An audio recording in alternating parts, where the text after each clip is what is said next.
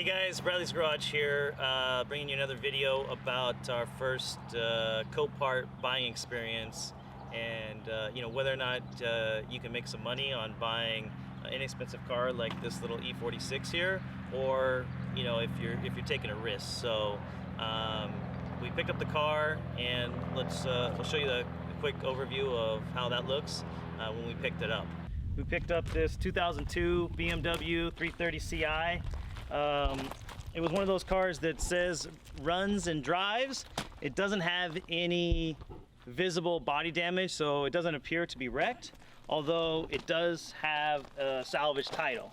So we got I saw a little dent right here on the hood, a little something there, and then we got a little spoiler hit, a little parking curb damage right there. But otherwise, the car looks pretty clean, pretty straight, no obvious issues with the car. And I mean, what caught our attention is that it's super clean. Like, inside is just immaculate. So it's like, well, maybe this is a good project car for us to start and see what we can do. And so it's got 150,000 so miles, and the only downside obviously is it's an automatic. We would have loved to have a manual, but like I said, no damage whatsoever, and it's super clean inside. Even the seat, the driver's seat, is not even ripped. So it's like, yeah, it's crazy. So it's let's fire it up and show them what it sounds like. I mean, it starts right up. Like I said, it runs and drives. It's got a little radiator leak. 155,700 miles.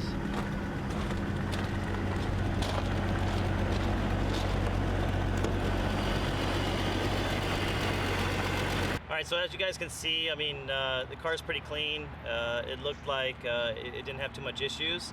So we got into it, and of course, we found out the transmission was bad. So we went through that process. But I mean, really, it comes down to what's the risk of Copart? What do you guys need to look for? So for this particular car, you do a little look on their site, and there's a couple different programs. It's like engine start program, runs and drives, or enhanced vehicle. So if it runs and drives, or at least Copart says it runs and drives, that means when it got to the yard, it basically ran and drive at that particular moment. That's how this one was listed. So come to find out, after you take it down the street, that first gear works good, second gear works good. As soon as it shifts into third, we got a problem with the transmission.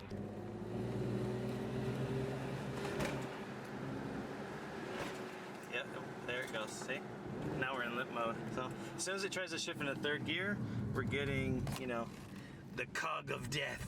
So that's the risk that you're going with a car that doesn't have any actual visible body damage. It is a salvage title car, but it wasn't wrecked. It wasn't obviously wrecked. So there was some damage to the front bumper, cover, that kind of stuff, but it was pretty minor, right? So car runs and drives, or so they say. That's the first thing. So you have runs and drives, you have start program, and then you have the enhanced vehicle. So the start program basically means that the engine fired up. Probably the car is too damaged to move forward and back. Maybe the wheels busted off or something like that. So it's one of those things where you just like, okay, take a look at that. The enhanced ones, those are the ones that I think you guys should be the most cautious about. I saw a lot of cars that and I've talked to a lot of people over the past few months that have purchased some cars, and really enhanced, it's like I see a lot of people dumping off like cars they want to get rid of, like wholesalers and that kind of stuff, and just putting them there. And a lot of people from out of state bid on cars, out of country even, and they get stuck with these cars that these guys obviously know there's a mechanical issue with the car. So I would really steer clear of the enhanced vehicles. Those are the ones that worry me the most. Runs and drives, you know, obviously those are pretty solid for the most part. You know, you're always going to run into something like we did with this car, but it's really that's kind of the risk you guys take. So, what do you need? Depending on what state you live in, it varies. Copart has some, rules about buying. Sometimes anybody can buy any car. Sometimes you need to have a business license, or you be, sort of automotive business to get into it.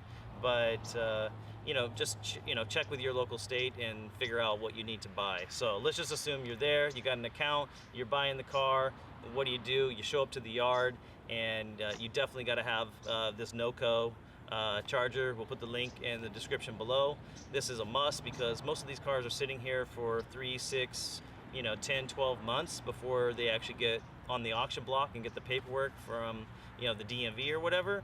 So 9 times out of 10 they got a dead battery, or a battery that's so weak it's not going to start up the car. So definitely recommend you guys going there physically to the location and checking it out in person, and at least starting it and like this one, I mean, we started it, we drove it forward 5 feet, we put it in reverse and drove back 5 feet. That's really about all you can do at Copart. It's not like they got a little place where you can drive them around, so you don't really know the full extent of how does it quote unquote run and drive. But like I said, you got to bring that charger.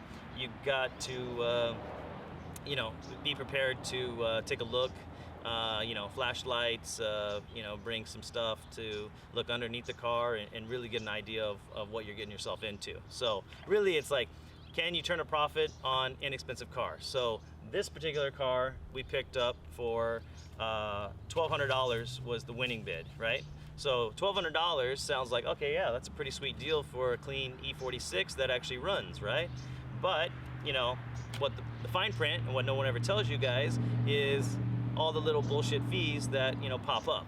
And Copart is a master of nickel and diming you to the point where these inexpensive cars become quite a bit more costly than you'd hope. So we win the bid, $1,200. Okay, we think, all right, this is sweet, runs and drives. Now we got hazmat fee of $10. You got your buyer fee, which is really just a percentage of what you paid. But the problem is, for the low cost cars, and we'll put the little table up on the screen. I mean, you're paying a fortune in terms of percentage. It's like 30% of the cost of the car, and it really impacts. So just be cautious of all of the fees associated, and set your target on what you want to pay for the car, because this particular buyer fee for this car was $225. You got a virtual bid fee. That's for being able to bid on your phone, on your app, right, or bid online. That's $69.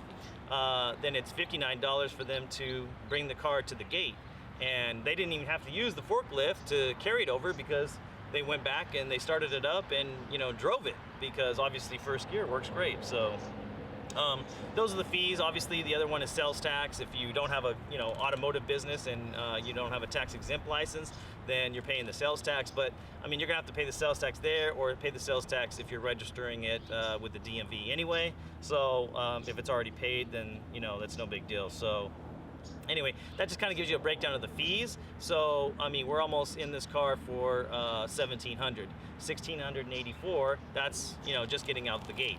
So just keep it in mind when you guys are bidding, because I see a lot of guys, and I've talked to a lot of guys that picked up a car and they thought they got a good deal, and then next thing you know, you got $500 of additional fees on top of your $1,200 car. That's like 40% just right there. So it impacts it, especially if you got to do work and you have to invest in it. So anyway, keep in mind that you gotta pick up the car rather quickly. Otherwise, Copart starts charging you a storage fee every day after the second day. So bring a cashier's check is the best way. Credit card, you're going to pay an additional premium on that buyer's fee if you're paying with a credit card. So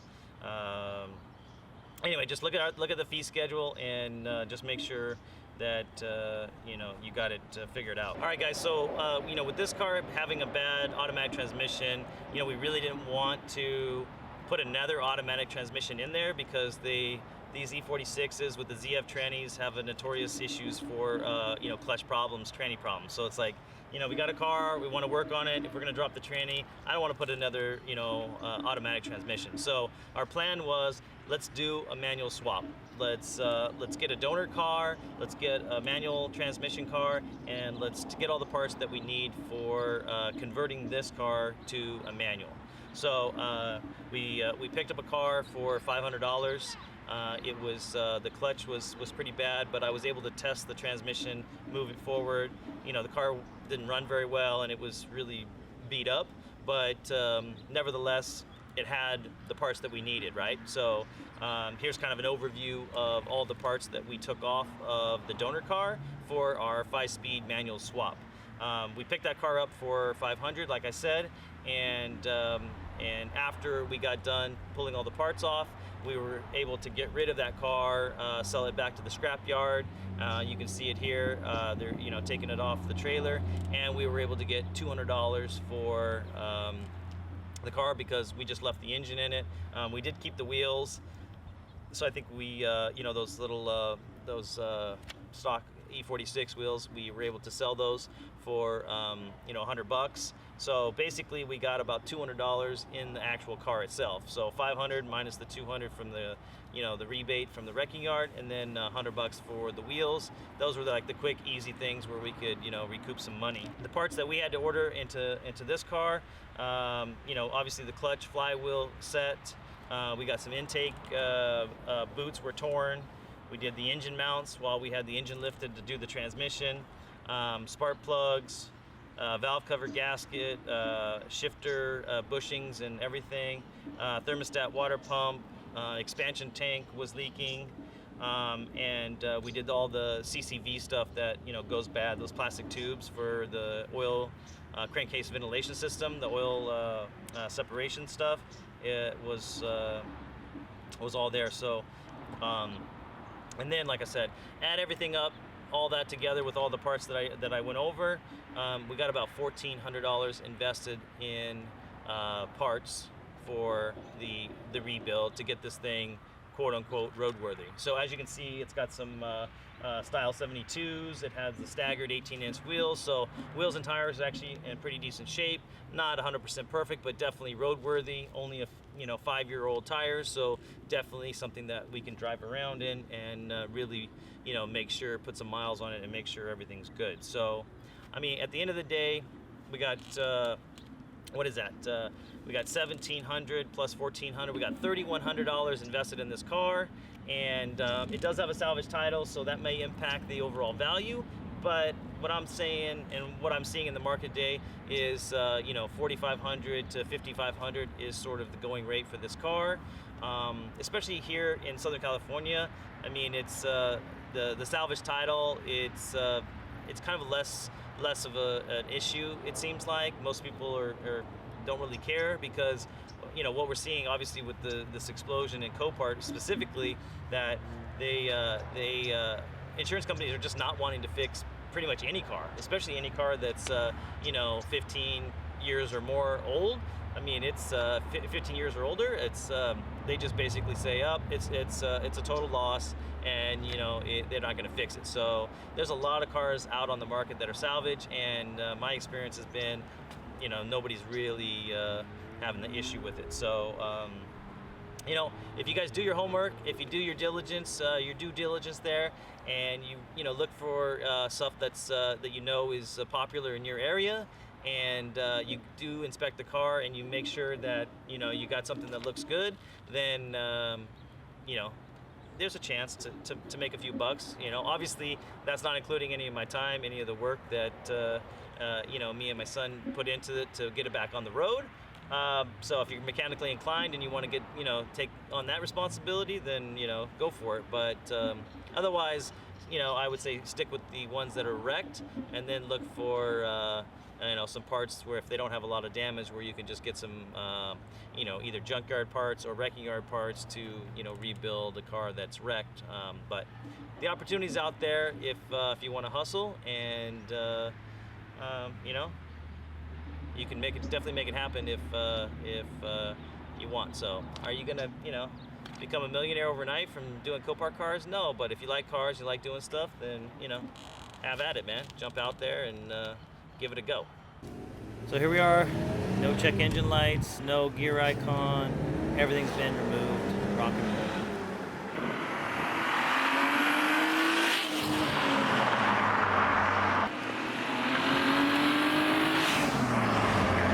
Hey guys, thanks for watching. Hope you enjoyed the video. Please remember to like, comment, and subscribe to our channel. Hit that little bell so notifications come on, let you know when we upload a new video. We'll see you on the next one.